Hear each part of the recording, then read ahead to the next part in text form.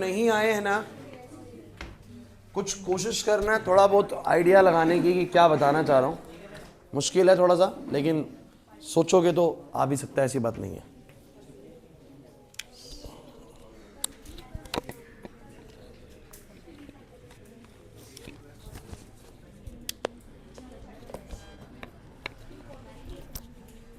अच्छा डालू, कौन कौन छुट्टी में तुम लोग?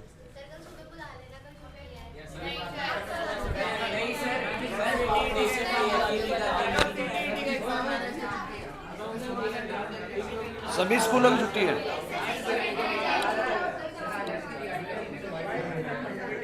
नहीं, मैं पूछ रहा हूँ सबकी छुट्टी है।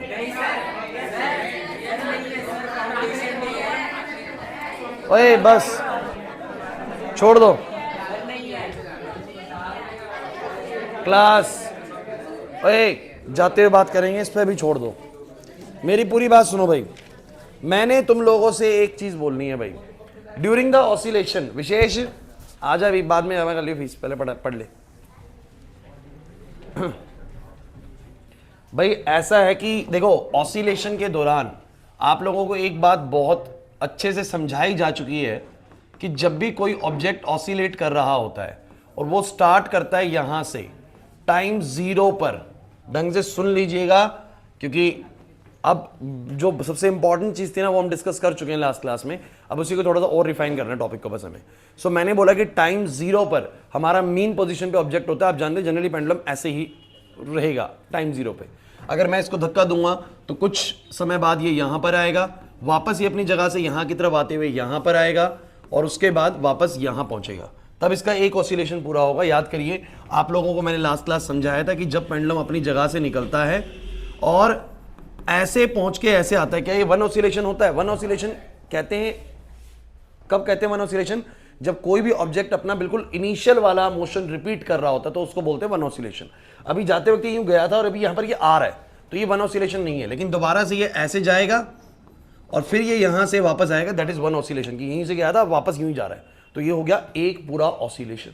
इसको बोलेंगे पूरा एक ऑसिलेशन हो गया। अक्षर नहीं आ रही बात समझ में? सो अब आप समझना जरा कि अगर ये टाइम 0 है तो पूरे एक ऑसिलेशन में भी, एक ऑसिलेशन के बाद भी ये कहां पर होगा? एक ऑसिलेशन के बाद भी कहां पर होगा? यहीं पर ही होगा। तो मैं ये कह सकता हूं कि पूरे टी समय बाद, मतलब कैपिटल टी यानी टाइम पीरियड बाद, ये यूं गया, यूं आया और यूं आया, तो कैपिटल टी टाइम भी यही होगा। अच्छा, T/4 समय कितना होगा? T/4 यहां होगा, T/4 दो बार जुड़ जाएगा तो बोलो कितना हो जाएगा? T/2 समय बाद यहां पर होगा, 3T/4 समय बाद यहां पर होगा और पूरे टी समय बाद वापस यहां पर होगा। इन पोजीशंस को मैंने क्या नाम दिया बच्चों? मैंने इस पोजीशन को नाम दिया है y = 0 पोजीशन, इस वाले को y = a पोजीशन और ये वाले को y = -a पोजीशन और वापस से y = 0। उम्मीद करता हूं कि इतनी बात तुम्हें एटलीस्ट समझ में आ चुकी है कि जब पेंडुलम ऑसिलेट कर रहा है तो अलग अलग समय पर वो पोजीशंस पे कहां पर है। और मैंने जो टाइम बताया ना, ये मैंने कैपिटल टी की रिस्पेक्ट में बताया सब कुछ, कि अगर पूरा टोटल समय जो एक ऑसिलेशन में लग रहा है वो कैपिटल टी है तो उसके 1/4 समय बाद कहां पर होगा? समझ रहे हो बात को? कैपिटल टी का मतलब होता है यूं गए यूं गए यूं आए, जो समय ये कैपिटल टी है। इसके 1/4 समय बाद कहां पर होगा? यहां पर होगा। इसके आधे समय बाद यहां पर होगा, उसके 3/4 समय बाद यहां पर होगा और बाकी पूरे अगर हमारा समय हो जाएगा तो वापस से अपनी मेन पोजीशन पे होगा। तो आपके अलग अलग टाइम के अकॉर्डिंग वाई की पोजीशन बोलो क्या है? अलग अलग है। एग्री करते हो कि नहीं करते? मैं सिंपल पूछूंगा T/4 पे कितना, तो बोलेंगे, आप बोलेंगे वाई ए है सर। T/2 पे कितना? वाई सर 0 है सर वापस से। T/4 पे कितना? -a है। लेकिन बात यह है कि अगर कोई तुमसे ये बोल दे कि T/4 पे तो चलो वाई ए है, इसका भी आधा समय लेता हूं T/8। T/4 तो यहां तक हुआ है, 0 समय से लेके T/4 यहां पर हुआ है, तो T/8 तो और कम समय है। पहली बात आपको समझना पड़ेगा, T/4 और T/8 में T/8 छोटा समय है ना, बड़े नंबर से डिवाइड हो रहा है, इससे भी आधा समय है, तो इसके भी आधे समय में तो बीच में कहीं पर होगा। तो आपको बोलेगा बताओ अभी कितना वाई है, तो ए से भी कम होगा। किससे कम होगा बोलो? ए से भी कम। तो वो आपको बोल देगा T/8 पे बताओ, वो आपको बोल देगा T/6 पे बताओ, T/12 पे बताओ। तो T/4 से कितने भी समय कम पर वो आपसे पूछ सकता है कि वाई का पोजीशन क्या है। इसके लिए मुझे एक इक्वेशन जरूर चाहिए होगा, मैथमेटिकल इक्वेशन। आशु इधर, मुझे इसके लिए एक मैथमेटिकल इक्वेशन चाहिए होगा जो मुझे अलग अलग टाइम पर अलग अलग वाई की वैल्यूज दे जाए। समझो मैंने क्या बोला? मुझे एक मैथमेटिकल इक्वेशन चाहिए होगा जिससे मैं अलग अलग टाइम डालूं तो मेरे को क्या मिलता रहे? वाई मिलता रहे। अब इसके ऊपर हमने लास्ट क्लास काम किया था और एक इक्वेशन बनाई थी बच्चों, आपको याद है तो? वो इक्वेशन क्या मैंने बनाई थी बच्चों? उस इक्वेशन का नाम था y = में a sin ओमेगा t।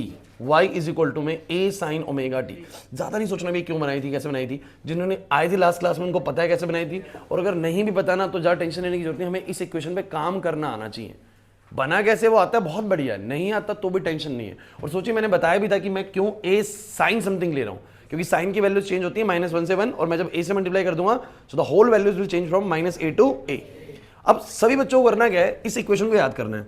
अब इस इक्वेशन में मुझे बताओ क्या क्या चीज दिख रही है तुम्हें, टाइम भी दिख रहा है और y भी दिख रहा है। मैं अलग अलग टाइम पुट करता रहूंगा और क्या निकालता रहूंगा, y निकालता रहूंगा। बट इस इक्वेशन को डील कैसे करना है वो मैं आपको सिखाता हूं। y बराबर में a साइन, बच्चों देखो जो लास्ट आए उनको पता है कि इसको ओमेगा को 2π/t लिखते हैं। क्या लिखते हैं बोलो, 2π/t। और अगर आप नहीं भी आए तो आपने पहले रोटेशनल चैप्टर में भी ये चीज पढ़ी होगी, ओमेगा होता है एंगुलर वेलोसिटी, कि the angle covered in 1 second, angle covered in 1 second. तो कोई कितना एंगल कवर कर रहा है 1 सेकंड में, वैसे निकल सकता है कि 2π रेडियंस यानी पूरा 360 डिग्री, वो कैपिटल टी यानी पूरे एक टाइम पीरियड के दौरान जितना भी मतलब उसने समय लिया पूरे 2π रेडियन में घूमने में, तो वो उसका एंगुलर वेलोसिटी होगा। अभी ये लास्ट क्लास समझाया था, वीडियो देखिएगा तो समझ में आएगा। नहीं देखा है वीडियो कोई टेंशन नहीं है, just learn this equation y is equal to, सभी बच्चे आज सिर्फ इस पे काम करना है। याद करिए y is equal to a sine omega t. क्या देता है ये इक्वेशन तुम लोगों को, this equation help us to calculate the displacement at different instants. अलग अलग इंस्टेंट्स में मुझे y की वैल्यू अगर निकालनी हो तो मैं इस इक्वेशन की मदद लूंगा। और इक्वेशन काम कैसे करती है, रौनक इधर, y इज इक्वल टू क्या, a साइन ओमेगा, बोलो क्या है 2π/t, फॉर्मूला होता है ओमेगा का, है इनटू में t। अब तुम्हें दिखाता हूं मैं कैसे बोलना चाह रहा हूं। जैसे कि मान लीजिए मैंने करके भी दिखाया आप लोगों को, लेकिन मैं रिपीट कर रहा हूं वाली चीज, को दिक्कत नहीं है। मैं अलग अलग टाइम पर आप लोगों को दिखाता हूं कि y की वैल्यू क्या आएगी, अलग अलग टाइम पर y की। तो मैं क्या कर रहा हूं ना, पहले अलग अलग टाइम पर ओमेगा टी कैलकुलेट कर रहा हूं।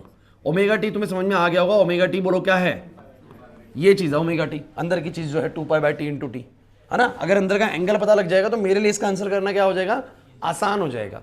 तो मैं कहता हूं जैसे कि टाइम 0 है, बिल्कुल कितना टाइम है, और यहां मैं y का आंसर लिखूंगा जो कि आएगा a साइन ओमेगा टी के जरिए। बच्चों बहुत सिंपल चीज है, बस ध्यान से सुनना है आप लोगों को। तो मुझे सभी बच्चे बताओ टाइम 0 पर ओमेगा टी का कैलकुलेशन कितना आएगा। जब मैं टाइम को 0 रखूंगा, रखो ना टी को 0, तो पूरा 0 हो जाएगा अंदर का, तो ओमेगा टी वाला पूरा सामान क्या हो जाएगा बोलो 0। और जब ओमेगा टी 0 हो जाएगा तो साइन 0 का वैल्यू कितना होता है 0, तो y भी कितना आएगा। क्या टाइम 0 पर y 0 होता है आपका, यस सर टाइम 0 पर y 0 होता है। देखना भी है कि क्या इक्वेशन बिल्कुल सही काम कर रही है, सिखाया भी था लास्ट क्लास, दोबारा ये वाली चीज रिपीट कर सकते, कोई दिक्कत नहीं है। मुझे बताओ जरा, जब टाइम t/4 हो गया, वैसे तुम बताओ तुम्हारे अकॉर्डिंग क्या आंसर आना चाहिए, t/4 समय के बाद y कितना आना चाहिए a। देखते हैं हमारी इक्वेशन की वैलिडिटी बिल्कुल सही काम कर रही है कि नहीं कर रही। शिवम इधर, अगर मैंने t/4 रखा, रख के देखो एक बार t/4, इस टाइम को t/4, तो टाइम को मैंने t/4 रखा, देखो t/4, तो t से t कटेगा, 2 से 4 कटेगा, कितना आएगा π/2। अरे बताओ बच्चों, π/2 आएगा। और साइन π/2, क्योंकि ये ओमेगा टी हो गया π/2, साइन π/2 क्या होता है 1 होता है। अब ये कहोगे सर ये कहां से बता रहे हो, तो भैया मैंने इसका तुम लोगों को देखो ये सिखा रखा है। अब सब कुछ पहले बताया जाता है, उसके बाद ही मैं यहां तक पहुंचता हूं। आप लोग खुद नहीं पढ़ना चाहते ना तो ही आप लोगों को टॉपिक समझ में नहीं आएगा, अदरवाइज कोई दिक्कत आएगी नहीं ऐसी। तो साइन का मैंने आपको बताया था कि साइन 0 पे 0 होता है, साइन π/2 पे 1 होता है, साइन 90 ही होता है π/2। ये भी बताया था रेडियंस वाला हिसाब किताब, 2π रेडियंस को पूरा का पूरा 360 डिग्री बोलते हैं, तो पाई रेडियन 180 डिग्री होगा, उससे आधा 90 डिग्री होगा। तो साइन π/2 कितना होता है बच्चों, 1 होता है। और साइन π/2 अगर 1 होगा तो मुझे बताओ साइन π/2 की वैल्यू 1 है, तो y की वैल्यू कितनी आ गई बोलो a। नहीं आ रहा समझ में आशीष, नहीं आ रही बात समझ में। टाइम 0 पर मेरा ओमेगा टी ही 0 है, तो मेरा y 0 आ गया। टाइम t/4 पर मेरा ओमेगा टी का कैलकुलेशन कितना है π/2, तो मेरा साइन π/2 1 हो गया, y की वैल्यू कितनी आ गई a। चलो बताना जरा t/2 पे वैसे आंसर कितना आना चाहिए तुम्हारे अकॉर्डिंग, t/2 पर आंसर कितना आना चाहिए क्लास। t/2 पर आपको पता है कि 0 आना चाहिए सर, y 0 आना चाहिए इधर भाई। तो मैंने अगर t/2 रखा, t से t कट गया, 2 से 2 कट गया, बोलो कितना आएगा पाई। और साइन पाई तुम लोगों को पता है क्योंकि ये अब ओमेगा टी पाई पुट होएगा, ये ओमेगा टी पाई पुट होएगा, तो साइन पाई बोलो कितना होएगा 0, तो y की वैल्यू फिर से कितनी आ गई 0। बिल्कुल जैसा एक्चुअली में वहां चलता है, हमारे आंसर भी बिल्कुल वैसे ही आ रहे कि नहीं आ रहे, क्लियर है। उसके बाद मुझे बताओ अगला समय है हमारा 3t/4, कौन सा समय बोलो 3t/4। 3t/4 समय पर हमारे ऑब्जेक्ट कहां पर होता है बोलो, -a पर। कहां होता है एक बार देख लेते हैं। तो 3t/4 डालो सब बच्चे, इस टाइम की जगह पे 3t/4 डालो, t से t कटेगा, 2 से 4 कटेगा, समझ भी पा रहे हो तुम लोग, कितना आएगा बोलो, तो 3π/2 आएगा। और 3π/2 पे साइन अपनी -1 वैल्यू देता है, तो ये 3π/2 पे साइन 3π/2 -1 होएगा, तो -a हो जाएगा। और लास्ट बच्चों कैपिटल T अगर मैं डालूंगा, सो कैपिटल T डालो, t से t कट जाएगा, ओमेगा टी 2π आ जाएगा। और जब मैं इस ओमेगा टी को 2π रखूंगा तो साइन 2π 0 होता है, y की वैल्यू 0। एक बार आप बस मुझे इतनी बात बताओ, जैसा वहां चल रहा था वैसा ही मैथमेटिकली आंसर आया कि नहीं आया तुम लोगों का। रियान जैसा वहां चल रहा था। वहां क्या चल रहा था सर, टाइम 0 पर y 0, टाइम t/4 पर y कितना a, फिर t/2 पर कितना वापस 0, 3t/4 पर कितना -a और वापस t के समय के बाद 0। कुछ ऐसा वहां चल रहा था और मैंने मैथमेटिकली जब अलग अलग समय पर निकाल के देखा तो मेरा इस इक्वेशन के अकॉर्डिंग, शिवम इस इक्वेशन के अकॉर्डिंग आंसर्स भी कैसे आए हैं मेरे, वही आंसर्स आए हैं। अरे नहीं आ रहा समझ में, वही आंसर्स आए हैं श्योर। तो आप ये मैथमेटिकल इक्वेशन को इसका मतलब इस्तेमाल कर सकते हैं किसी भी अलग टाइम पर भी कैलकुलेट करने के लिए। तो लास्ट क्लास मैंने तुमसे क्वेश्चन भी पूछा था कि व्हाट विल बी द, क्या पूछा था मैंने आप लोगों से, ध्यान दीजिएगा। क्वेश्चन ये वाला पूछा था मैंने तुम लोगों से, what will be the displacement of an oscillating particle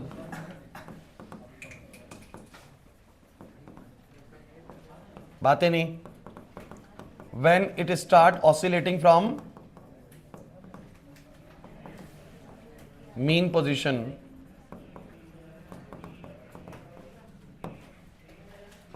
at times, मैं अब अलग अलग समय पर आपसे पूछ रहा हूं, at times t/12। मेरा बस बार बार आपसे फोकस करवाना क्यों जरूरी है, क्योंकि आपको इससे ही समझ में आएगा। क्योंकि एक बार अगर डिस्प्लेसमेंट इक्वेशन क्लियर होगी ना, फिर वेलोसिटी इक्वेशन, एक्सेलरेशन इक्वेशन, सब कुछ बहुत स्मूथ चलेगा। बस सारा कुछ यही समझने में है। मुझे तुम बताओ ये क्या मदद करने वाली तुम लोगों के लिए, तुम्हारे लिए क्या मदद करेगी ये इक्वेशन। सर मुझे पता है, इधर भाई प्रिंस, मुझे पता है कि मेरी बॉडी जब ऑसिलेट कर रही है तो समय के साथ बार बार डिस्प्लेसमेंट चेंज हो रहा है। कांस्टेंट तो नहीं है डिस्प्लेसमेंट, बार बार क्या हो रहा है, चेंज, ए बढ़ रहा है, फिर वापस 0 हो रहा है, फिर -a जा रहा है, फिर 0 हो रहा है। चेंज हो रहा है कि नहीं हो रहा बार बार। बीच में a/2 भी रहा है, a/3 भी रहा होगा, बीच में कभी a/2 यहां पर भी रहा होगा, a/3 भी रहा होगा। तो मेरे को ये बात पता है कि अलग अलग समय पर, इसको बंद कर लो विशेष, अलग अलग समय पर आप लोग जानते हो कि आपका जो डिस्प्लेसमेंट है वो क्या है, बोलो अलग अलग है। अलग अलग टाइम पर आपका जो डिस्प्लेसमेंट का वैल्यू है वो क्या आ रहा है, बोलो अलग अलग आ रहा है। ध्यान समझिएगा, at different times your displacement will be different, displacement shows different values ना, अलग अलग समय पर डिस्प्लेसमेंट अलग अलग है। लेकिन ये तो आपको सिर्फ 3 से 4 जगहों पर ही पता है ना, टाइम 0 पर, t/4 पर, t/2 पर, 3t/4 पर, t पर। अगर मैं इसके अलावा कहीं पूछ लूँ तो नहीं पता है ना। तो आप समझिएगा यही इक्वेशन हमारी मदद करेगी। थोड़ी देर में सब समझ में आ जाएगा, 5 से 10 मिनट में सारा क्लियर हो जाएगा कि कहना क्या चाह रहा हूं। तो मेरा जो टाइम t/12 है, क्लास प्लीज t/12 समय, पहले मेरे को बस आइडिया दो कि t/12 समय कितना होगा। रौनक t/4 यहां पर है तो t/12 तो इसका भी 1/3 समय, इसका भी। प्रिंस t/4 जितना समय है, t/12 तो तब आएगा ना जब उससे 1/3 से मल्टीप्लाई करोगे। अक्षत t/4 जो है वो t/12 जो है वो t/4 का कितना समय है, 1/3 टाइम है इसका। तो बच्चों को ऐसा लगता है कि 1/3 समय में ये कहां पर होगा पेंडुलम। अगर ये a वाली दूरी है तो 1/3 समय में a/3 कवर करेगा। बच्चों को ऐसा लगता है, बट आंसर देखिएगा क्या आता है, जो मैंने लास्ट क्लास में सिखाया था आप लोगों को। तो आंसर क्या आएगा ये समझने की कोशिश करते हैं। अच्छा, लॉजिकली दिमाग तो यही कहता है ना शुरू में कि t/4 समय में अगर यहां पर है तो t/12 यानी इसके 1/3 समय में कहां पर होगा, a/3 पर। अरे जैसे मान लो ये 6 यूनिट्स की दूरी है, तो तुम्हें लगता है कि अगर t/4 समय में 6 यूनिट्स की दूरी कवर हुई है तो t/12 यानी उसके 1/3 समय में कितनी होगी, 2 यूनिट की दूरी कवर होगी। क्या तुम समझ पा रहे हो मैं क्या कहना चाह रहा हूं। लेकिन देखेंगे जब इसको कैलकुलेट करके तो पता लगा कि t/12 समय में क्या। अब कैसे पता लगाओगे, कैसे पता लगाओगे सर, इसी इक्वेशन का यूज करोगे, y इक्वल टू में क्या, a sin ओमेगा t। बच्चों बात नहीं बिल्कुल भी, ओमेगा की जगह पर आएगा 2π/t इंटू टी।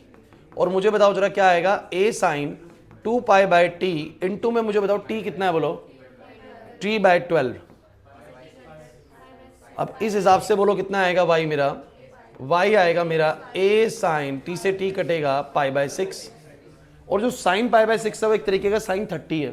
कुछ कह रहे कैसे सर, अरे यार पाई तो 180 बता रखा है ना, उसका डिवाइड बाय 6 करोगे तो कितना आएगा 30, और sin 30 वैल्यू कितना होता है 1/2। तो y की वैल्यू बोलो कितनी आ गई। इसका मतलब ध्यान दो कि जितने समय में ये पूरा a पे पहुंचता है उसके 1/3 समय में 1/3 दूरी तय नहीं करता। समर a/2 मतलब बिल्कुल हाफ पहुंच चुका होता है। कहां पहुंच चुका होता है, t/12 समय में ही आधी दूरी कवर हो चुकी होती है। अब आप मुझे बताइए t/4 कैसे बनेगा। वैसे t/4 समय कैसे बनेगा तुम्हें पता है, t/12 plus t/12 plus t/12 जब 3 बार जुड़ेगा ना तब जाके t/4 बनेगा, पता है ना। अरे यार 3 बार t/12 हो गया तो t/4 आ जाएगा, नहीं आ जाएगा। तो मैं कह रहा हूं शुरू के t/12 समय में ही ये कहां पहुंच जाता है, आधी दूरी तय करता है। और बचे हुए 2 बार t/12 जो बचे हुए बचे हुए जो टाइम है उसके अंदर बाकी की आधी करता है। तो शुरू में कहेंगे सर शुरू में ऐसे क्यों कर लिया, तो यार भूलिए मत, इस क्लास की शुरुआत ही इस बात से हुई थी इस चैप्टर की कि जब हम इसको ऐसे धक्का देते हैं तो शुरू में इसका स्पीड होता है ज्यादा, 5 का स्पीड है, फिर धीरे धीरे क्या होता है स्पीड 4 3 2 1 0। भाई डिस्प्लेसमेंट बढ़ता है लेकिन स्पीड बोलो क्या होता है कम। आपको सबको पता है कि एक्सट्रीम पोजीशन तक पहुंचते पहुंचते उसका स्पीड बोलो कितना हो जाता है, 0 हो जाता है। तो शुरुआत में इसका स्पीड ज्यादा होता है, इस कारण से दूरी भी कैसे तय करता है बोलो ज्यादा, लेकिन बाद में धीरे धीरे इसकी स्पीड कम हो जाती है, तो बाद के समय में ये ज्यादा समय लेता है थोड़ी सी दूरी तय करने के लिए। क्लियर हुआ कि नहीं हुआ? शुरू में इसने t/12 समय में आधी दूरी कवर कर दी और बाकी की आधी दूरी इसने 2 बार t/12 समय ले लिया, तब जाके t/4 बना पूरा। तो ऐसा क्यों? क्योंकि शुरू में इसकी स्पीड क्या होती है ज्यादा और बाद में इसकी स्पीड बोलो क्या होती है कम। कम हो जाती है ना धीरे धीरे, 5 की स्पीड से धक्का लगा था, शुरू में तेजी से कवर कर गया, बाद में स्पीड कम हो गई तो अब धीरे धीरे कवर कर रहा है। क्लियर हुआ कि नहीं हुआ? तो आपको पहली बात तो ये समझना है कि ये डिस्टेंस एक ही स्पीड से कवर नहीं हो रहे हैं।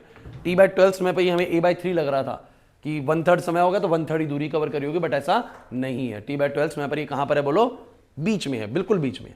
अब आप बताओ, अब इस इक्वेशन का यूज समझ में आया आप लोगों को? इस इक्वेशन का यूज यही है कि हम इस इक्वेशन के जरिए किसी भी समय पर क्या निकाल सकते हैं, अपने ऑब्जेक्ट की पोजीशन निकाल सकते हैं। तान्या बात समझ में आ रही है बच्चे? पक्का सबको समझ में आ रही है? बस इसके लिए तुम्हें खेल ये है कि तुम्हें रेडियंस वाला वैल्यू समझ में आना चाहिए, पाई बाई करके क्या बोल रहा है। चलो एक और समझने की कोशिश करते हैं, एक और समय लेता हूं मैं आप लोगों के साथ। अगर मैं तुम लोगों से बोलूं कि बताओ बच्चों इस पर कहां होगा, बातें नहीं बच्चों, मैं तुमसे पूछूंगी at t is equals to t/8। अच्छा t/8 समय कितना है यार? पहले मुझे तुम t/8 समय एक्सप्लेन करो। t/4 जितना है उसका आधा समय, उसका आधा समय, तो उसके आधे समय के अंदर कहां पर होगा एक बार समझने की कोशिश करते हैं। अच्छा t/8 t/12 से ज्यादा है या कम है? t/12 से तो ज्यादा ही है भाई, t/12 से तो वो t/12 उसका 1/3 समय है और ये वाला उसका आधा समय है। तो मेरी बात को समझना, कैलकुलेट करते हैं। y इज इक्वल टू बोलो क्या होता है a साइन, बच्चों प्लीज बोर्ड पे 2π/t इंटू टी, बोलो क्या आएगा a साइन, बोलो सही बच्चे t की जगह पे क्या आएगा t/8। अरे जैसे ये करा है वैसे ही कर रहा हूं मैं इसको, t से t कट गया, बोलो क्या आ गया? मुझे बताओ सभी बच्चे साइन π/4 की वैल्यू कितनी होगी? 1/√2। This will be a/√2। अब बच्चे के a/√2 क्या है? तो थोड़ा सा वैसे तो आंसर a/√2 लिख सकते हो आप पेपर के अंदर, लेकिन मैं तुम्हें समझाने के लिए काम करूंगा यहाँ पर। तो बोलूंगा a/√2 की वैल्यू होती है 1.41 और अगर मैं इसको सॉल्व करूंगा ना तो कितना आएगा? 0.7 के करीब आएगा ये आएगा 0.7 के करीब। 1 डिवाइड बाय में 1.41, 0.7 ही आ रहा है, तो 0.7a।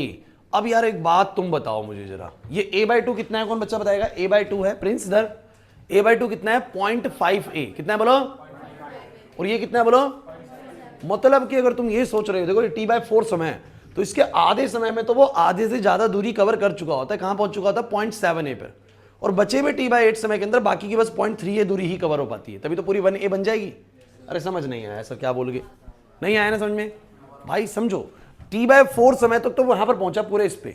अब आप अलग अलग समय पे निकालना चाह रहे हैं। t/12 कितना समय? बस तुम्हें पहले मुझे तुम ये बता दो t/12 कितना समय?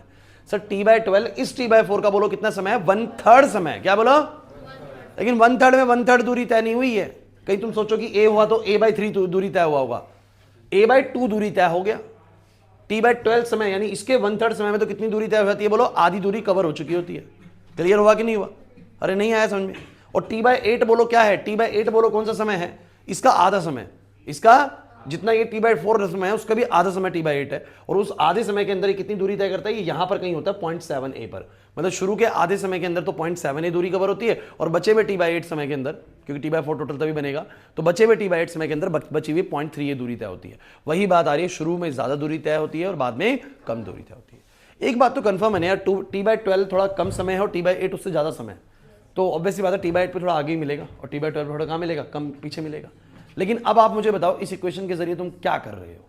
इस इक्वेशन के जरिए सर हम अलग अलग समय पर क्या निकाल सकते हैं? अपने ऑब्जेक्ट की पोजीशन निकाल सकते हैं। हाँ, सर्टेन पोजीशंस मुझे पहले से पता है कि t/4 पर एक्सट्रीम पे होगा, t/2 पर फिर वापस मीन पे होगा, 3t/4 पर फिर इधर वाला एक्सट्रीम पे होगा और t पर वापस इधर होगा। ये तो मेरे को पता है, लेकिन अगर मुझे इसके अलावा कोई और टाइम आ जाए तो बोलो अब मैं निकाल पाऊंगा? नहीं निकाल पाऊंगा, नहीं निकाल पाऊंगा अभी भी। पक्की बात है? सबको क्लियर हुआ मैं क्या कहना चाह रहा हूं? ठीक है, अच्छा t/6 पे कहां पर होगा बताओगे? निकाल सकते हैं सब तो t/6 पे ना, क्या दिक्कत है? t/6 करेंगे तो π/3 आ जाएगा, √3/2 के हिसाब से आ जाएगा, कोई दिक्कत तो नहीं है ना। अच्छा t/6 पे दिखाओ एक बार कहां पर होएगा, एट टाइम t/6। चलो लेकिन मुझे तुम पहले ये बता दो यार, t/6 t/8 से ज्यादा है कि नहीं? ये वाला समय से ज्यादा वो वाला समय, और वो वाले से ये ज्यादा है, और t/4 सबसे ज्यादा है, t/4। तो t/6 पे उसने पूछा तो बोलेंगे y इज इक्वल टू में a साइन बच्चों 2π/t इंटू में बोलो क्या t/6, ये हो जाएगा a साइन π/3, और साइन π/3 होता है बच्चों साइन 60, क्योंकि पाई का मतलब 180 डिग्री है, तो π/3 मतलब 60 डिग्री। 60 डिग्री पे कितना होता है √3/2, तो बोलो कितना आंसर आएगा √3a/2। अब आपको ये समझ नहीं आती वैल्यू जब तक हम इसको पूरे को एग्जैक्ट कैलकुलेट ना कर ले, तो y का वैल्यू आ जाएगा बच्चों 1.73 डिवाइड बाय में 2a, कितना आएगा 0.85, करा है पक्का 0.85a, समझ रहे हो बात को? अरे 1a होने के करीब है सुमित, 0.585a कहां पर है बोलो, 1a होने के करीब है सर, 1a ही हो जाएगा थोड़ी देर में, तो कितना हो जाएगा 1a ही हो जाएगा, समझो मेरी बात को। तो मैं बोलूंगा सर t/12 पे कहां पर था, अरे भाई t/12 पे कहां पर था सर, बिल्कुल मिड में। t/8 पर कहां था, 0.7a कवर हो गया। t/6 पे कहां हो गया, 0.85a कवर हो गया, और पूरे t/4 पर तो a हो गया। नहीं आई बात समझ में? फिर बाद में t/4 के बाद भी समय चलेगा तो वापस उल्टा चलना शुरू कर देगा, क्या दिक्कत है? समझ कुछ आ भी रहा है या नहीं आ पा रहा? सबको क्लियर है?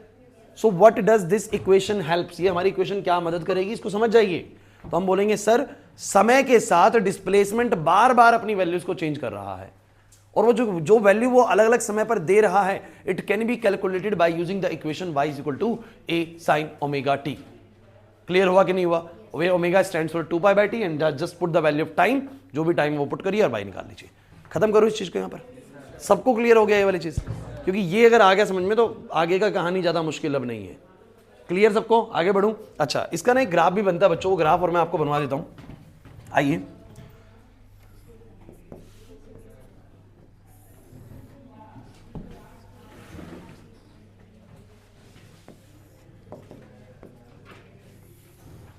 बच्चों ये एक्सिस मेरा टाइम एक्सिस है बच्चों, बातें नहीं प्लीज, ये एक्सिस मेरा टाइम एक्सिस है, और इस टाइम एक्सिस के हिसाब से ये वाला टाइम बिल्कुल जीरो टाइम है। इधर काजल यहां पर ये वाला टाइम ना कैपिटल टी टाइम है। कितना टाइम बोलो? क्या होता है कैपिटल टी? ये वो समय है जब पूरा एक ऑसिलेशन हो जाता है। क्या होता है बोलो? और इसका आधा समय कितना होएगा बोलो? इसका भी आधा, और यहां पर तो मैं अलग अलग समय पर बच्चों, मैं अलग अलग समय पर अपनी किसकी ग्राफ ड्रॉ करना चाह रहा हूं। मैं अलग अलग समय पर देखना चाह रहा हूं कि डिस्प्लेसमेंट कहां पर है बच्चों। बोर्ड पे दिख रहा है सब बच्चों को? पहले तो ये बताओ अलग अलग समय पर डिस्प्लेसमेंट कहां पर है। चलो आप लोग ही मुझे बताना, जल्दी से बताना। लेकिन शिवम तुमसे शुरू करते हैं, बताओ टाइम जीरो पर डिस्प्लेसमेंट कहां पर है? टाइम जब जीरो है तो डिस्प्लेसमेंट कहां पर है? जीरो पे। बहुत बढ़िया, तो जीरो मार्क कर दूं यहां पर, ठीक है।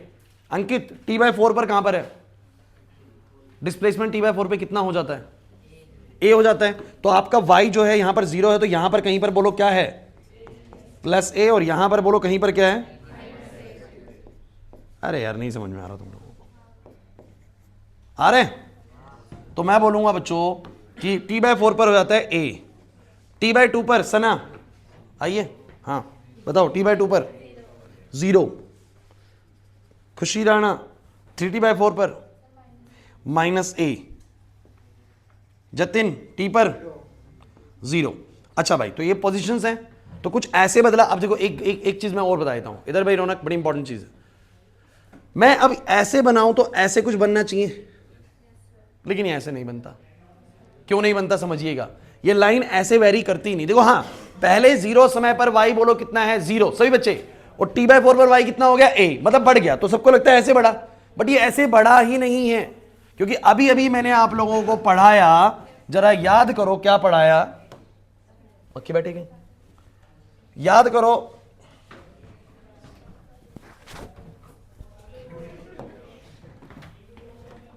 सुनो, मैंने अभी अभी तुम लोगों को क्या पढ़ाया क्लास? अगर ये t/4 समय, सभी बच्चे बताना, t/4 का 1/3 समय कहां लगेगा? अगर आपके हिसाब से लगे तो 1/3 कहीं यहां लगेगा। अरे t/12, फिर ये t/12 होगा, फिर जाके t/4 बनेगा।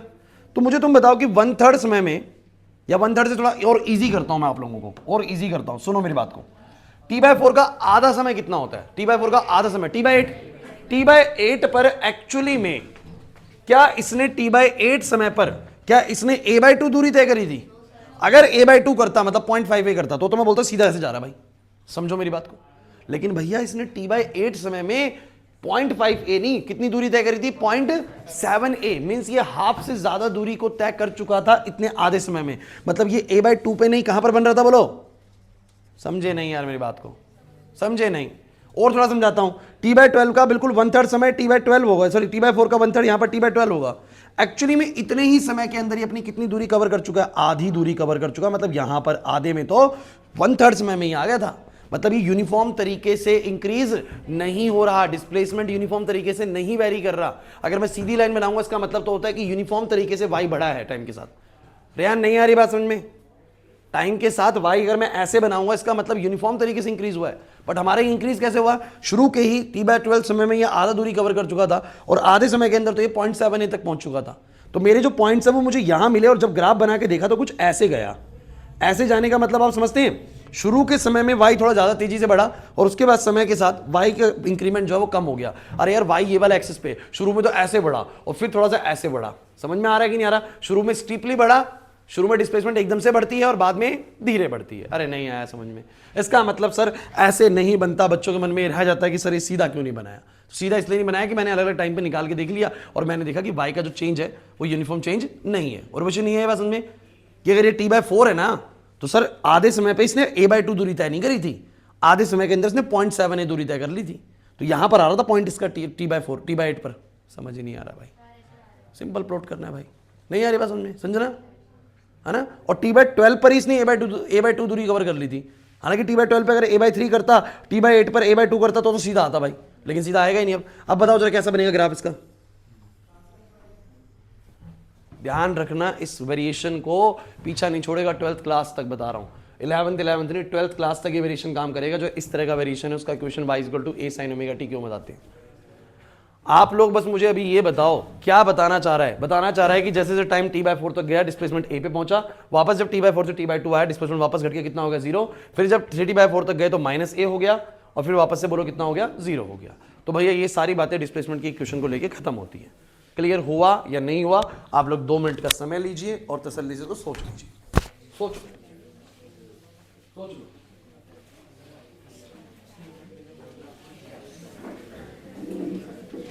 बातें मत करना, मैंने बोला है कि सिर्फ क्वेश्चन देखो क्या बताएगा।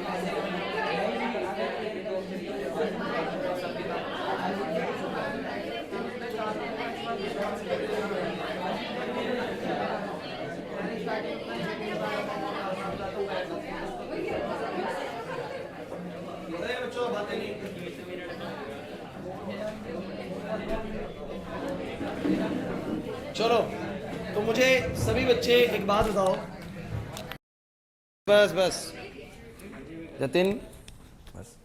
तो डिस्प्लेसमेंट इक्वेशन मेरी तरफ से भाई डन होती है, ठीक है। अब अगली चीज सुनो भाई देखो तुम सब बच्चे मुझे बस ये बताओ, तुम लोगों को डिफरेंशिएशन थोड़ा बहुत आता है? डेरिवेटिव जो है पहले थोड़ा बहुत सिखाया गया आप लोगों को, थोड़ा सा चलिए और सिखा देता हूं, क्योंकि अब हमें वेलोसिटी इक्वेशन, एक्सेलरेशन इक्वेशन बनानी, जो कि अब काम बहुत बढ़िया तरीके से चलेगा।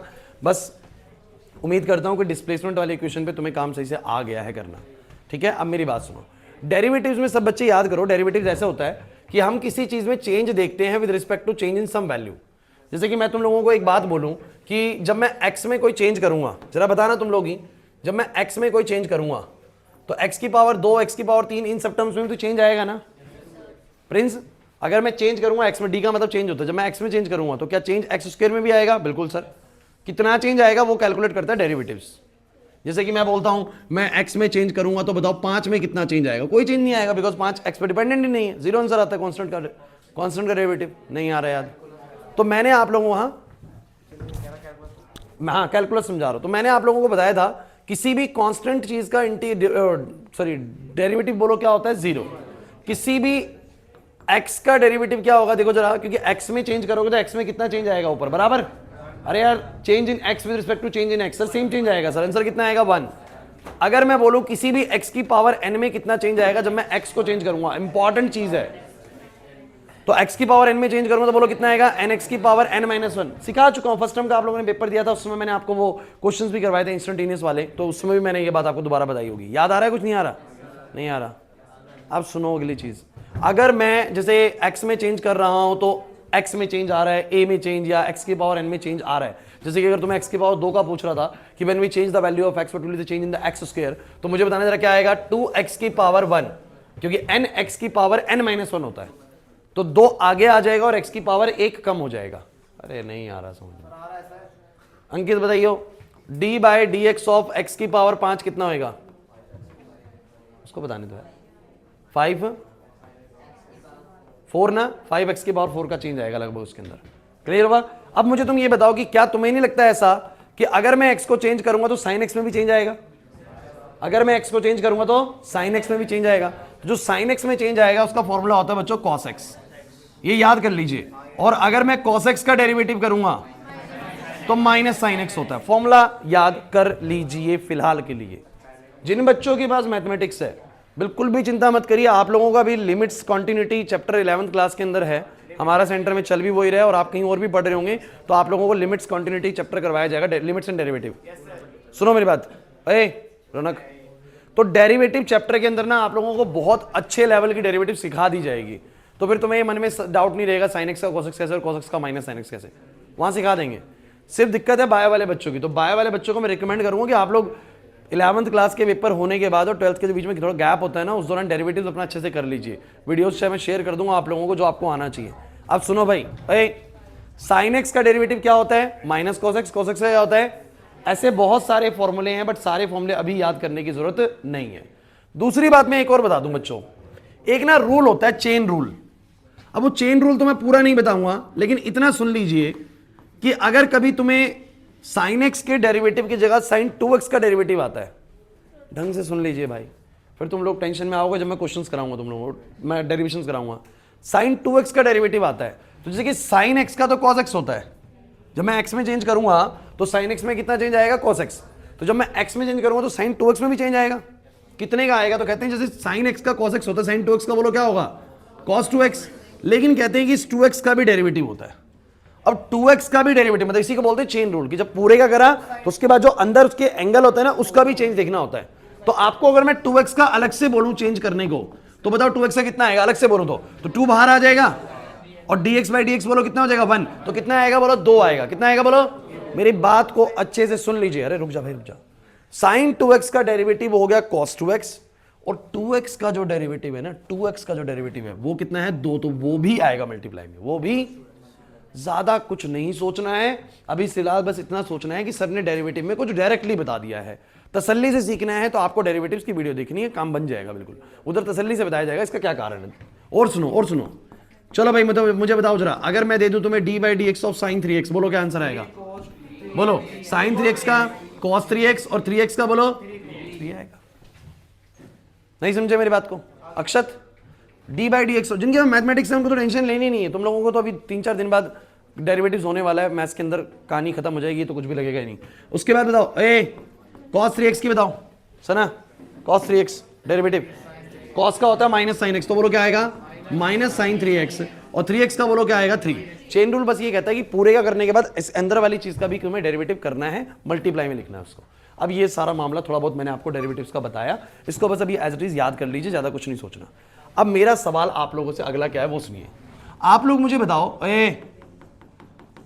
बताओ कि जैसे अलग अलग समय पर, बच्चों प्लीज, अलग अलग समय पर इसका डिस्प्लेसमेंट अलग अलग होता है। बच्चों अलग अलग समय पर क्या अलग होता है बोलो? डिस्प्लेसमेंट। टाइम 0 पर कुछ डिस्प्लेसमेंट, टाइम t/4 पर कुछ डिस्प्लेसमेंट, टाइम t/2 पर और टाइम t पर 3t/4 पर कुछ और टाइम t पर कुछ और वैल्यूज भी आप जानते हो कि यहां पर y कितना बोलो 0, यहां पर y बोलो कितना +a, यहां पर y बोलो कितना -a और यहां पर y वापस से कितना 0। और चेंज ऐसे हो रहा है, यूं गया फिर यूं गया और यूं आया। अब मेरा आपसे सवाल यह है कि जैसे y चेंज हो रहा है, जैसे टाइम के साथ डिस्प्लेसमेंट चेंज हो रहा है, इंपॉर्टेंट लाइन बोल रहा हूं, टाइम के साथ जैसे डिस्प्लेसमेंट चेंज हो रहा है, वैसे क्या टाइम के साथ वेलोसिटी चेंज नहीं हो रही? हो रही है ना। जैसे शुरू में डिस्प्लेसमेंट 0 है, थोड़ी देर बाद 5 होगी, 5 यूनिट होगी, फिर वापस 5 से कम हुई 4 3 2 1 0, फिर क्या हुआ -1 -2 -3 -4 -5। अरे माइनस का मतलब कुछ और नहीं, माइनस का मतलब डायरेक्शन है। क्या है बोलो? कि अगर मैं बोलूं 1 2 3 4 5 तो इधर जा रहा है, समझ रहे हैं? 5 4 3 2 1 मतलब कि ये तो पॉजिटिव में कम हो रहा है अभी फिलहाल, लेकिन जैसे ही नेगेटिव बोलूं तो इस तरफ चला गया मीन पोजीशन से। तो -1 -2 -3 -4 -5, मतलब अगर मैं तुम्हें बोलूं डिस्प्लेसमेंट +5 और -5 है, तो दोनों डिस्प्लेसमेंट 5 को इंडिकेशन दे रही है। कितने को बोलो? 5 को। बस एक दे रही है इधर और एक दे रही है बोलो इधर। तो मुझे तुम बस इतना बताओ, जैसे समय के साथ डिस्प्लेसमेंट चेंज हो रहा है, सुमित समय के साथ जैसे डिस्प्लेसमेंट वेरी कर रहा है, क्या वेलोसिटी वेरी नहीं कर रहा? जरा वेलोसिटी का बताना। मैंने तुम्हें क्या सिखाया था स्टार्टिंग में? मैंने बोला था जब मैं इसको ऐसे धक्का दूंगा तो स्पीड 5 की है, फिर क्या होगा बोलो?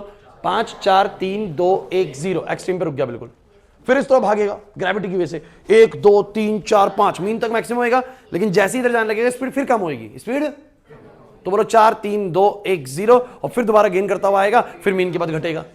तो एक्सट्रीम पे 0 होती है और मीन पर बोलो क्या होती है? मैक्सिमम। एक्सट्रीम पर 0 होती है और मीन पर बोलो क्या होती है? समझ नहीं आ रहा सर, नहीं आ रहा समझ में?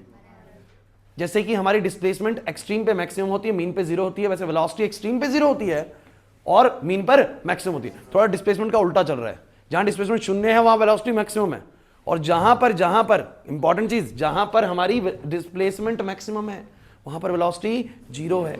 सर उल्टा चल रहा है। अब समझिए जरा, तो जो मैं कहूंगा कि भैया समय के साथ वेलोसिटी में भी चेंजेस आ रहे हैं। बच्चों बोर्ड पे सबकी नजरें, विशेष समय के साथ जैसे y में चेंज आ रहे हैं, समय के साथ किस में चेंज आ रहे हैं बोलो? वेलोसिटी में भी। इसका मतलब जैसे टाइम के साथ y का रिलेशन है, वैसे टाइम के साथ वेलोसिटी का भी एक इक्वेशन होता होगा कि नहीं होता होगा? नहीं समझे, नहीं समझे भाई। जैसे समय के साथ y चेंज हो रहा है तो उसका एक मैथमेटिकल रिलेशन बना लिया मैंने कि मैं किसी भी समय पर y निकाल सकता हूं, तो वैसे ही समय के साथ वेलोसिटी भी चेंज हो रही है, तो वेलोसिटी का भी टाइम के साथ रिलेशन होगा, इसका भी एक मैथमेटिकल रिलेशन होगा। बोलो एग्री करते हो कि नहीं करते? तो क्या रिलेशन है? तो उसके लिए मैं आप लोगों को बता देता हूं, किसी भी चीज की वेलोसिटी क्या होती है? किसी भी चीज की वेलोसिटी क्या होती है? Velocity of a particle. मुझे सही बच्चे बताओ, वेलोसिटी ऑफ अ पार्टिकल क्या होती है? तो वेलोसिटी होती है change in displacement with respect to time. कुछ कहेंगे, पता नहीं क्या लिख दिया सर ने? अरे भैया सिंपल चीज है, वही क्या? Change in displacement with respect to time. Time के साथ डिस्प्लेसमेंट में जो भी चेंज आ रहा है वही बोलो क्या है? वेलोसिटी है। आप लोग अगर वेलोसिटी को वैसे कैलकुलेट करो तो क्या बोलोगे? सर ध्यान दो भाई, समय में चेंज आया 5 सेकंड का, किसी ने डिस्प्लेसमेंट करी 10 मीटर की, तो 2 मीटर पर सेकंड का आ गया कि नहीं आ गया वेलोसिटी? तो वेलोसिटी हमेशा से आज तक ऐसे ही कैलकुलेट हुआ है, कितना चेंज हो रहा है डिस्प्लेसमेंट में विद रिस्पेक्ट टू टाइम, वही उसकी वेलोसिटी को बयां करता है। और सभी बच्चे मुझे बताओ कि डिस्प्लेसमेंट का इक्वेशन क्या है? सभी बच्चे ए, अभी यार थोड़ी मदद चाहिए होगी तुम लोगों की मेरे को डेरिवेटिव के दौरान। चलो बताओ भाई सही बच्चे बोर्ड पर, ए तो कांस्टेंट है, बाहर आ जाएगा, बोलो क्या बचेगा? सभी बच्चे बोर्ड पर देख लो, पहले बोल रहा हूं d/dt of sine omega T. तो मुझे तुम बताओ बिल्कुल ऐसे नहीं जैसे d/dx ऑफ साइन 3x, बस वो x में है और ये किस में है बोलो? t में। तो मुझे बताना जरा साइन का डेरिवेटिव क्या आएगा? cos omega t. Sine x का होता है cos x, तो साइन ओमेगा टी का cos omega t. But don't forget कि जब मैं ओमेगा टी का टाइम की रिस्पेक्ट में करूंगा, ओमेगा आएगा, बहुत बढ़िया बच्चों, ओमेगा टी का जब मैं टाइम की रिस्पेक्ट में करूंगा तो ओमेगा बाहर आ जाएगा, dt/dt कितना हो जाएगा? 1। अरे आएगा, तो आपका इसका ओमेगा भी आएगा। मतलब वेलोसिटी का जो इक्वेशन बना वो क्या बना? a omega cos omega T. Ashu लिख मत भाई, ये सबसे क्रूशियल मिनट से लास्ट के 10 मिनट बता रहा हूं आप लोगों को, ढंग से सुनिएगा। वेलोसिटी का इक्वेशन ऐसा बना। अब एक चीज सोचने वाले, मुझे देखते हो कौन क्लास में बता पाएगा। डिस्प्लेसमेंट का इक्वेशन में साइन था और हमारे इसके इक्वेशन में कॉस है, कारण बता सकते हो? क्या रीजन रहा होगा? साइन और कॉस एक दूसरे के बिल्कुल विपरीत वैल्यूज देते हैं। जब साइन 0 होता है तो कॉस अपनी 1 दे रहा होता है, और जब साइन अपनी 1 दे रहा होता है तो कॉस अपनी। आपको नहीं लगता कि वेलोसिटी और डिस्प्लेसमेंट ऐसे ही वेरी करते हैं? जिस समय डिस्प्लेसमेंट जीरो होता है वेलोसिटी मैक्सिमम होती है, और जिस समय डिस्प्लेसमेंट मैक्सिमम होती है उसमें वेलोसिटी जीरो होती है। तो ये दोनों एक दूसरे के बिल्कुल कैसे काम कर रहे हैं, बिल्कुल विपरीत। इसलिए उसमें साइन का वेरिएशन है, इसमें बोलो कैसा वेरिएशन है, कॉस का। और भूलिए मत, जैसे डिस्प्लेसमेंट है ना, शुरू में जीरो होता है उसके बाद मैक्सिमम होता है, साइन भी शुरू में जीरो होता है और 90 तक जाके मैक्सिमम होता है। लेकिन कॉस शुरू से ही बोलो क्या होता है, मैक्सिमम 1 होता है, कॉस जीरो क्या होता है 1, और बाद में कॉस 90 बोलो क्या होता है 0। तो आप जरा साइन और कॉस के वेरिएशन को देखेंगे तो पता लगेंगे they both are varying just like displacement and velocity. Sine is varying, जैसे कि कौन वेरी कर रहा है बोलो, साइन ऐसे वेरी कर रहा है, डिस्प्लेसमेंट वेरी कर रही है। 0 से शुरू हुआ 1 पे गया, 1 से वापस 0 आया। देखो ना साइन का जो वेरिएशन है, 0 से 1 पे गया, 1 से 0 पे आया, ऐसे तो होता है। और कॉस का अगर मैं तुम लोगों को दिखाऊं, अगर मैं तुम लोगों को यहीं पर कॉस का दिखाऊं ना, ध्यान समझिएगा, थोड़ा सा मुश्किल लगे कोई दिक्कत नहीं है, स्टार्टिंग में मुश्किल लगे कोई प्रॉब्लम नहीं है, लेकिन टॉपिक पूरा हो जाए उसके बाद नहीं लगना चाहिए। ध्यान से सुनते चलो बस। गलत जगह पहुंचा दिया, बातें नहीं करेगा कोई बच्चा। ओहो, कूड़ा कबाड़ा हो गया। अच्छा जरा देखना, साइन और कॉस के वेरिएशन से फर्क देखो। जब साइन 0 दे रहा है तब वो 1 दे रहा है, जब साइन 1 दे रहा है तो वो क्या दे रहा है, 0 दे रहा है। अलग अलग रिजल्ट देते हैं हमेशा ना। तो मैं अगर बच्चों तुम लोगों से ये कहूं, क्लास प्लीज शोर मत करिए हर समय, मैं अगर आप लोगों से ये कहूं कि वेलोसिटी का इक्वेशन ये है, तो ये इक्वेशन मेरे लिए कैसे काम आएगा, आइए बिल्कुल समझ आ जाएगा अभी। y का इक्वेशन सभी बच्चे बोलो क्या है, a sin ओमेगा टी, और वेलोसिटी का सभी बच्चे a omega cos omega T. चिंता मत करिए, नेक्स्ट क्लास में इसको थोड़ा और इजी करूंगा। अभी आपसे मेरा बस एक सवाल है, मैं अगर तुमसे अलग अलग टाइम पर, कौन कौन से टाइम पर बोलो, इन समय पर, कौन कौन से समय पर, ये वाले समय पर, ये वाले समय पर, बच्चों प्लीज बोर्ड पे, अगर मैं तुमसे ओमेगा टी पूछूं, मैं तो कह रहा हूं कि बच्चों को याद हो जाता है कुछ समय बाद कि ओमेगा टी कितना कितना है इन समय पर, कुछ समय बाद याद हो जाता है उनको। और फिर मैं आप लोगों से यहां पर वाई पूछूं जो कि इस तरीके से निकलेगा, और फिर मैं आप लोगों से वेलोसिटी पूछूं जो कि किस तरीके से निकलेगी बोलो, ए ओमेगा कॉस ओमेगा टी। तो देखिए जरा आप लोग मुझे क्या आंसर्स करने वाले हैं सभी बच्चे, बस मुझे बोर्ड पे बताओ जरा, क्योंकि एक बात चीज सही है, दोनों के अंदर ओमेगा टी बैठा है, दोनों के अंदर, लेकिन बस एक रिजल्ट देगा अकॉर्डिंग टू द साइन, एक रिजल्ट देगा अकॉर्डिंग टू द कॉस। मतलब अगर मैं दोनों में 0 भी पुट करूंगा ना ओमेगा को, ओमेगा टी को बोलो कितना पुट करूंगा 0, तो एक 0 दे जाएगा रिजल्ट और एक दे जाएगा पूरा 1 के हिसाब से। समझे नहीं, समझे नहीं, दोबारा समझो, बोर्ड पे देखो भाई। मैंने बोला इन अलग अलग समय पर ओमेगा टी का कैलकुलेशन बताओ। What is sir omega T? Omega T is 2π/t into T. अब सब बच्चे बोलो भाई टाइम 0 पर कितना होएगा, ये 0। मुश्किल हो रहा है क्या? अच्छा बताना t/4 पे, पहले पुट कर लेते, पहले t/4 पे बोलो, t से t कटेगा, 4 पे कटेगा, π/2 आएगा। ये ओमेगा टी ही π/2 हो जाता है, हमें पता लग गया यहाँ पर। t/4 समय पर ओमेगा टी की वैल्यू कितनी होती है, π/2। इधर बताओ कितनी होती है, पाई, बहुत बढ़िया। इस पे और इस पे सॉरी 2π, सही चल रहे हैं आप लोग, कोई दिक्कत, कोई दिक्कत। अब आपसे मेरा सवाल है, जरा देखो भाई, यार ये वेरिएशंस पीछे रखे हुए हैं, इसके आते हैं ना तुम लोगों को, या उधर लेके जाऊं इसको भी?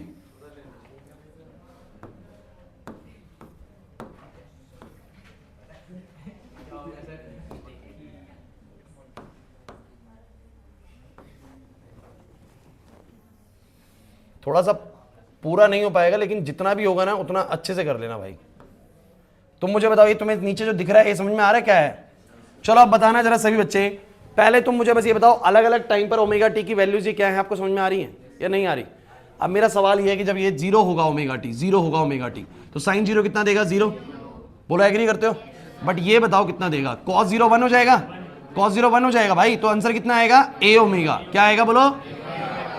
मतलब जब डिस्प्लेसमेंट 0 है टाइम 0 पर, तो वेलोसिटी 0, वेलोसिटी कुछ ए ओमेगा है, छोड़िए ए ओमेगा क्या है, बस समझ लीजिए कि कुछ है, जैसे +5 है, क्या है बोलो, कुछ तो है, ए ओमेगा मतलब कुछ कांस्टेंट है। टाइम 0 पर डिस्प्लेसमेंट 0 है बट वेलोसिटी 0 नहीं है, क्योंकि वो मीन पोजीशन पर आप बोलेंगे सर डिस्प्लेसमेंट 0 है, बट उस दौरान आपकी वेलोसिटी 0 नहीं होती। लेकिन आ जाइए, ये कौन सा समय होता है, कौन मुझे बताएगा? ये कौन सी पोजीशन है, मीन पोजीशन। ये कौन सी है बोलो?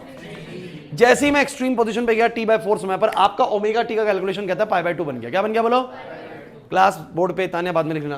π/2 पे बताओ साइन π/2 की वैल्यू क्या होगी, 1 अक्षरा, तो बोलो वैल्यू कितनी आएगी बोलो, a प्लस a बोलूंगा, और यहां पर cos π/2 कितना होता है, 0, तो मेरा वेलोसिटी 0। क्या सही चल रहा है? सही चल रहा है बिल्कुल, जैसा होना भी चाहिए था, होना भी सर ये चाहिए था कि एक्सट्रीम पे वेलोसिटी जीरो हो जाए और डिस्प्लेसमेंट मैक्सिमम हो जाए। तो मैंने कहा कि जैसे डिस्प्लेसमेंट मैक्सिमम हुई, एक्सट्रीम पे जाते के साथ ही वेलोसिटी बोलो क्या हो गई, जीरो हो गई। नहीं आया समझ में योगिता? उसके बाद में आया t/2 समय पर, ये हो गया पाई, ओमेगा टी हो गया पाई, साइन पाई की वैल्यू सभी बच्चे जीरो, कहेंगे माइनस जीरो, अरे बात तो वही है, जीरो आएगा।